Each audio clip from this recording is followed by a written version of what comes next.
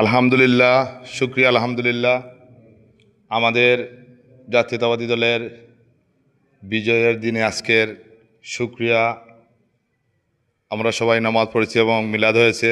শুকরিয়া মাহফিলের আজকের সংক্ষিপ্ত বক্তব্য রাখবেন বাংলাদেশ জাতীয়তাবাদী কৃষক দলের কেন্দ্রীয় নির্বাহী সংসদের সম্মানিত সাংগঠনিক সম্পাদক, সিলেট জেলা ছাত্রদলের সাবেক ভারপ্রাপ্ত সভাপতি, সাবেক কাউন্সিলর, সিলেট মহানগর কৃষক দলের সম্মানিত সভাপতি এবং বিগত নির্বাচন পরিচালনা কমিটির মহানগরের কেন্দ্রীয় দায়িত্ব থেকে দেওয়া হয়েছিল হুমায়ুন কবির শাহীন ভাইকে, এবং আমরা ওনার নেতৃত্বে দিন রাত পরিশ্রম করে কাজ করছি।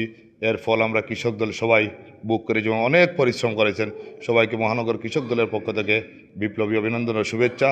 এ পর্যায়ে গুরুত্বপূর্ণ বক্তব্য রাখবেন আমাদের শ্রদ্ধা বড় ভাই, নির্বাচন পরিচালনা কমিটির সম্মানিত আহ্বায়ক, মহানগর কৃষক দলের সম্মানিত সভাপতি জনাব হুমায়ুন কবির শাহীন ভাই।